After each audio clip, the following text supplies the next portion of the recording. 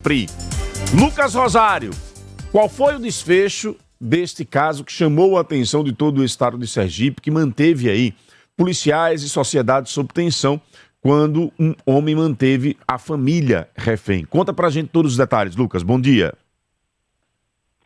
Bom dia, Narciso. Bom dia a todos os ouvintes da FAM.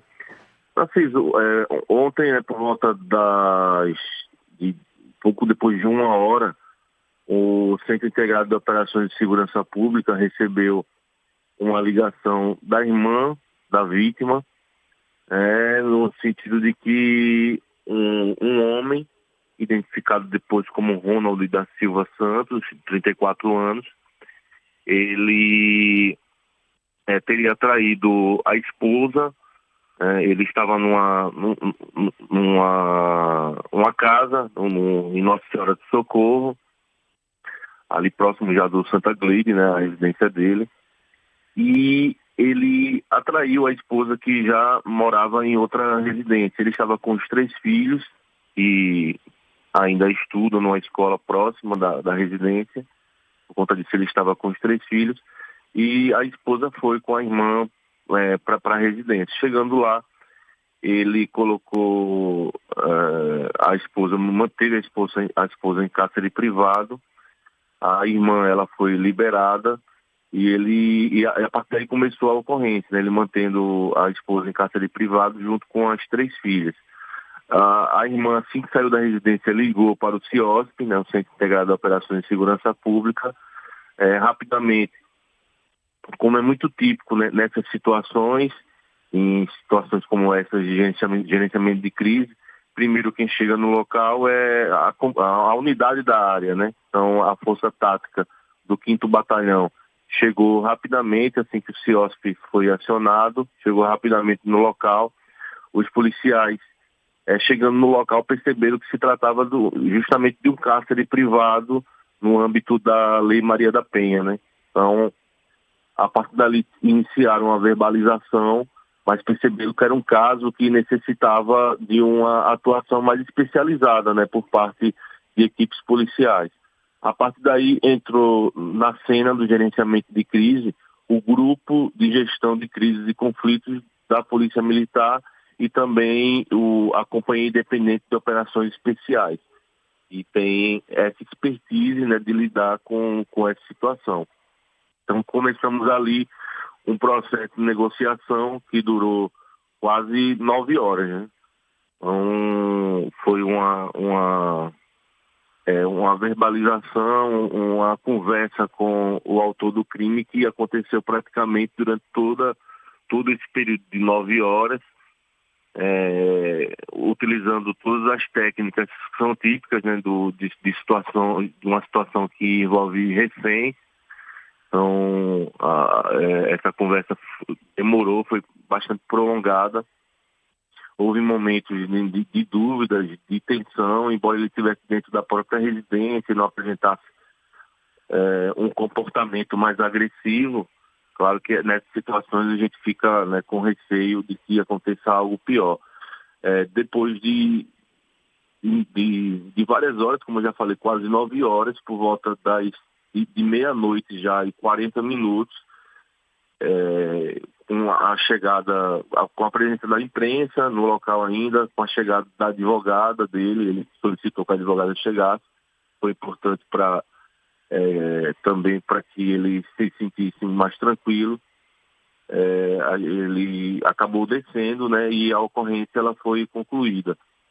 Lembrando que em situações então, como concluída com êxito, né, Lucas? Concluída com êxito, sem nenhuma sombra de dúvidas, né? E a gente relatou durante todo o período que o objetivo era justamente preservar vidas, né? Então, preservar a vida tanto do autor do crime, da pessoa que provocou toda aquela ocorrência, como principalmente dos reféns, né? Que era a mulher e os 3 filhos e dos próprios policiais. Então, a gente pode dizer que, diante de muita paciência, né? Muita tranquilidade, a ocorrência ela foi concluída com êxito e os filhos desceram também desceram juntos, né, por volta de meia-noite e 40. Eles apesar de toda a situação, mas tranquilos, né? Desceram, conversaram com os familiares. Na negociação, os familiares também foram muito importantes, faz parte da técnica que o grupo de gestão de crises e conflitos utiliza, que é fazer ligações junto com familiares. A mãe dele chegou no local, irmãs, enfim. Foi algo realmente que foi bastante tenso, né, para a gente, que ficou quase 9 horas ali, mas com um desfecho aí bastante exitoso. Agora, Lucas, durante a tarde, acompanhando o programa do colega Jailton Santana, o Alex Azevedo estava lá no local, ao vivo, direto do local, e quero aqui, inclusive, parabenizar aos dois, porque não é fácil você cobrir esse tipo de situação, porque você demanda informação para a sociedade, e ao mesmo tempo a polícia tem limitação de informações para passar, há toda uma pressão em cima do profissional de imprensa ali também, para não dar maiores detalhes, porque dentro da casa o autor lá do cárcere privado poderia estar ouvindo a programação, essa desconfiança, e perceber a tática externa não era adequado. Mas, ao mesmo tempo, a sociedade demandando informação ali de tudo que estava se passando no local. Então, quero aqui parabenizar aos dois colegas pela cobertura que foi feita ontem na Coirmã Rio FM. Então, acompanhando por eles, eu percebi um momento em que Alex flagrou uma conversa de uma outra filha deste senhor, é Ronald o nome dele, né? Ronald. Isso. Do Ronald, afirmando que em algum momento ela ligou para o Ronald e ele teria ameaçado tirar a própria vida. Isso trouxe mais tensão? Isso se confirmou em termos de mensagem? Realmente houve esse diálogo entre eles? Então, Narciso, eu não sei se você lembra o caso do Eloá, né, que aconteceu há quase 13 anos. Sim, perfeito. E lá em São Paulo, e ele teve uma conclusão desastrosa por falta de preparo da própria segurança pública e falta de preparo da imprensa, né? Porque houve naquela época, é importante citar o caso Eloá, porque, para você ter ideia, o próprio autor do crime, né, o homem que mantinha a Eloá em cárcere privado e amiga, ele foi entrevistado por vários profissionais de imprensa, inclusive a imprensa se colocando na condição de negociador, né? E as equipes policiais acabaram demorando quase 4 dias para tomar uma decisão. E quando tomaram, na invasão da residência, houve aquele desastre. A Eloá foi atingida com um tiro e acabou morrendo. Então, nesse momento, a gente tem que ter muito cuidado, porque hoje, ainda mais hoje, no auge das redes sociais, com a informação circulando rapidamente na palma da mão, através do WhatsApp, através do YouTube, a gente tem que ter muito cuidado, porque era um cenário em que ele estava dentro da residência dele, com acesso a uma série de informações em tempo real ali, que poderia ser pelo rádio, poderia ser através do celular, né, através da própria televisão. E a gente percebia que por ele estar dentro da residência dele, ele estava relativamente numa condição de tranquilidade. Assim, ele não apresentava um comportamento agressivo, ele não, em momento nenhum, fazia comentários de que poderia atirar contra os filhos ou contra a esposa. Mas a gente sabe que, até pela próprio preparo e a técnica do gerenciamento de crise, a gente sabe que esse humor, ele pode mudar rapidamente. E geralmente ele muda rapidamente com uma informação mal colocada. Então você percebeu ali, até nas entrevistas que a gente deu ontem para o Alex foi bastante compreensivo, ele estava no local, inclusive, no momento em que os reféns foram liberados, a gente segurava o máximo possível as informações e tentava, ao mínimo, rotular o autor do crime, né? Para que não houvesse qualquer tipo de provocação naquele momento e ele, de repente, com acesso à informação, tivesse um comportamento diferente. E a todo momento também a gente mostrava, e eu pedi muito isso para os colegas, sobretudo de televisão que estavam lá, agradecer os colegas da TV Sergipe e da TV Atalaia, que não gerasse qualquer tipo de imagem ou descrevesse uma situação e a polícia poderia entrar no local, né? Nós colocamos, por exemplo, explosivos na porta da residência. E muitos colegas de imprensa perguntaram: Lucas, o que é isso que passou por aí agora, né? E eu falei, pessoal, tenha paciência, isso aí que vai ser estratégico e, enfim, nós colocamos explosivos, assim, imagine se ele soubesse que explosivos tinham sido colocados ali como uma perspectiva dentro do gerenciamento de crise de você invadir a residência caso haja necessidade daquela invasão, né? Então, realmente foi um trabalho bem sucedido, não apenas pelas forças de segurança pública, mas pelo próprio comportamento da população e dos colegas de imprensa. A área foi totalmente isolada num perímetro, que é também uma exigência do gerenciamento de crise. Os colegas respeitaram e o resultado foi, graças a Deus, de preservação de 4 vidas, né, de 5 vidas, né, do autor do crime, da ex-companheira dele e também dos 3 filhos. Ô Lucas, ele chegou a dar depoimento depois, ele relatou o motivo, o que é que foi conversado com ele e qual a situação do momento? Então, ele segundo o relato dos próprios familiares, e ele comprovou isso inclusive com documentos, ele é uma pessoa que sofre de distúrbios, né? Ele vinha inclusive com um processo de atendimento psiquiátrico, né, recente. Ele trabalha com serviços gerais, foi morar em Santa Catarina, se separou há cerca de 4 meses, né, da vítima.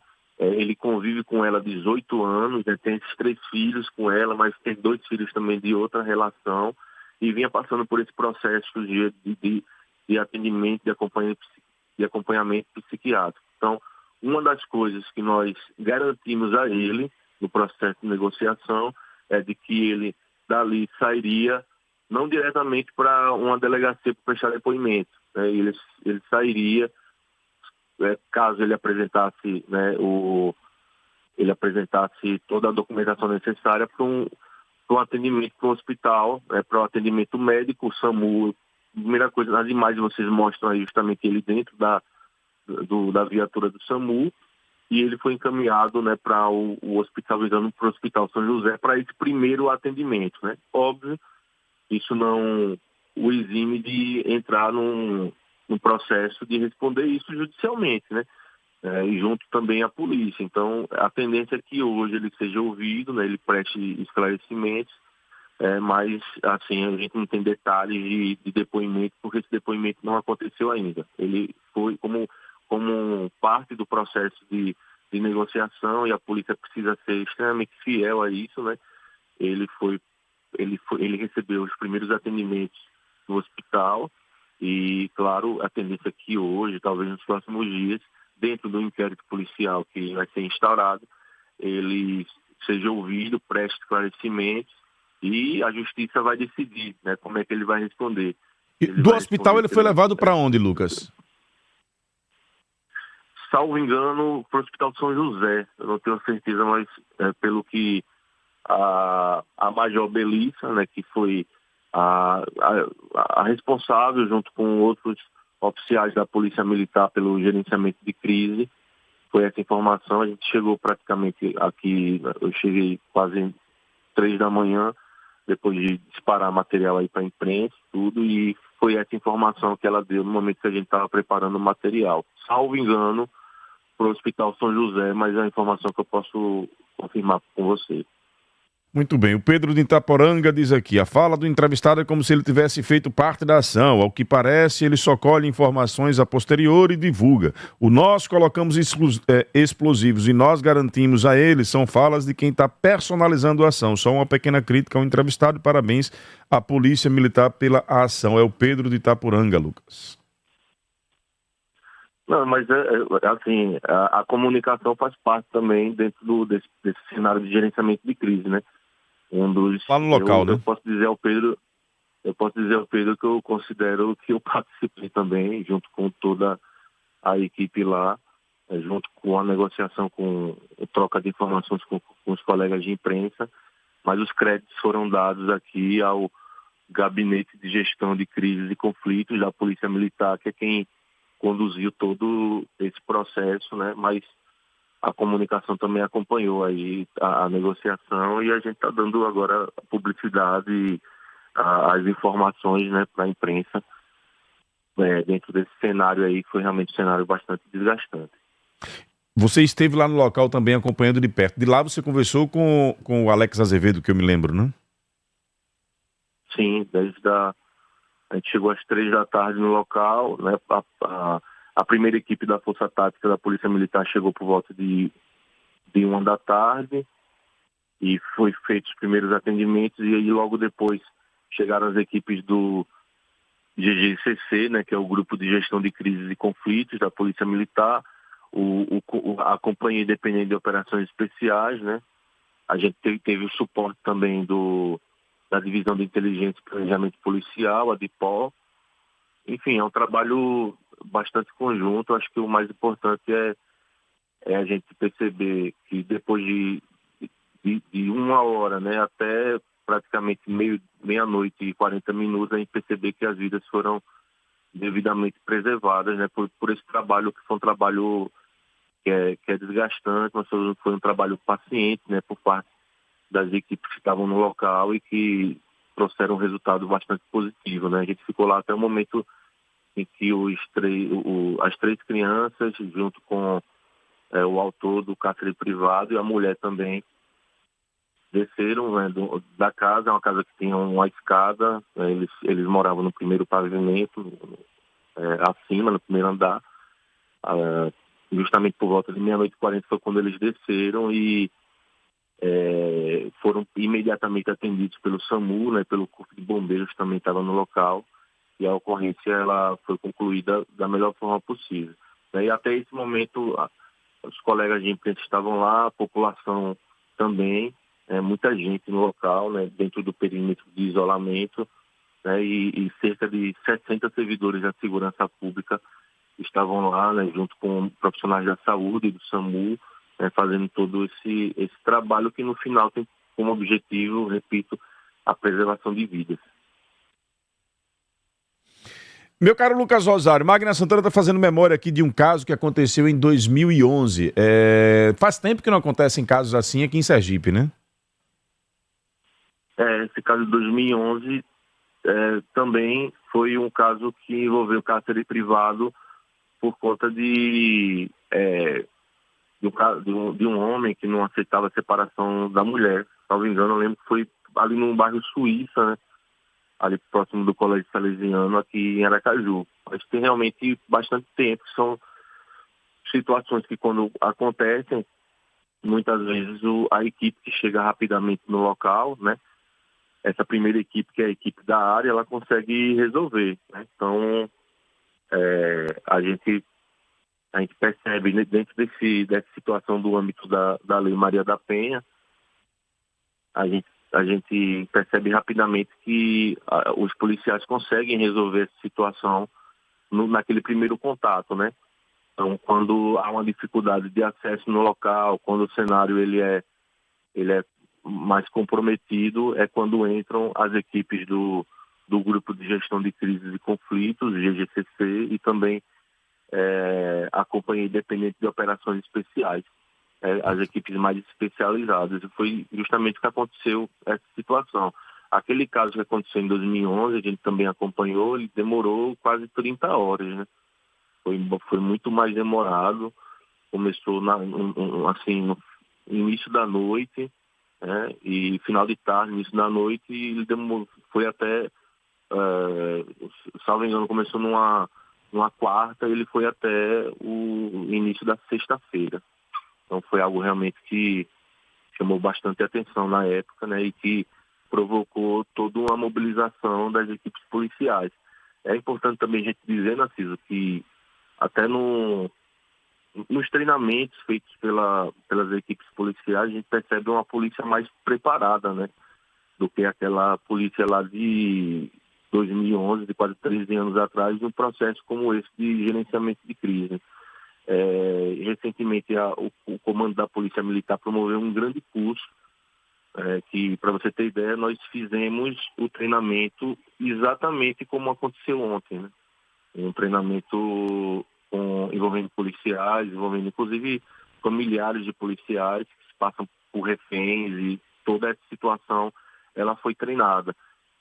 Fizemos esse treinamento inclusive dentro de um shopping aqui em Aracaju, e como houvesse reféns dentro de shopping, fizemos dentro do presídio também, aqui em Aracaju, como se houvesse reféns dentro do presídio. Então, assim, eu sempre digo, raras instituições treinam tanto e se preparam tanto para uma situação que depende de tomada de decisões rápidas, que não pode errar, porque se houvesse um erro, se houvesse uma demora, se houvesse uma ação, uma tomada de decisão equivocada ou por ansiedade ou por querer resolver a situação rapidamente, né? Se essa tomada de decisão ela fosse errada, a gente poderia estar aqui agora tendo que explicar o porquê da morte de reféns, por exemplo, né? Felizmente isso não aconteceu, mas são casos que a gente precisa realmente relembrar, né? E mostra que a nossa segurança pública a cada ano se coloca, né? Se apresenta de uma maneira muito mais preparada para lidar com situações de crise. Não é à toa que hoje a gente tem o estado do Brasil, segundo o próprio Ministério da Justiça, o estado mais seguro do Nordeste. Mandar um abraço aqui para o Hugo Sidney. Ele manda aqui uma mensagem para você, meu caro Lucas Rosário. O assessor é policial civil e foi policial militar por mais de 20 anos. Tem pertencimento até e técnica para narrar qualquer ocorrência policial com objetividade e pertinência. O Jackson do Castelo Branco faz lembrança de que esse caso de 2011 aconteceu na rua Tenente Wendel 40. E ele diz aqui que está tomando um cafezinho para ir trabalhar, um olho na fã e outro olho no café. E a Mara Quequinha faz questão aqui de mandar os parabéns a todos os envolvidos pelo desfecho do caso. Lucas, obrigado pela participação, parabéns aí às forças policiais, esse trabalho tenso que foi realizado e, graças a Deus, finalizado com sucesso e sem vítimas. Eu que agradeço, Narciso, o espaço, mandando um abraço sempre ao nosso amigo Hugo Sidney, para todos os ouvintes, né? Realmente foi uma situação que a gente, quando começa, a gente fica muito assustado, né? Para que aquilo não termine de uma forma trágica. E felizmente aconteceu da melhor forma possível, com a atuação, repito, muito técnica, né, muito preparada do Grupo de Gestão de Crises e Conflitos, o GGCC da Polícia Militar, que tem à frente uma major, uma mulher, a Major Belissa Mello, e também o trabalho de todas as equipes que estavam lá no local, né, da Companhia Independente de Operações Especiais, do Centro de Operações Policiais Especiais da Polícia Civil, né, da Divisão de Inteligência e Planejamento Policial, do Corpo de Bombeiros, enfim, e todos os servidores da segurança pública que estavam no local. Agradecer o espaço, Narciso. Nós que agradecemos, meu caro Lucas Rosário, pela participação. Mais uma vez, parabéns aí para a polícia no desfecho deste caso.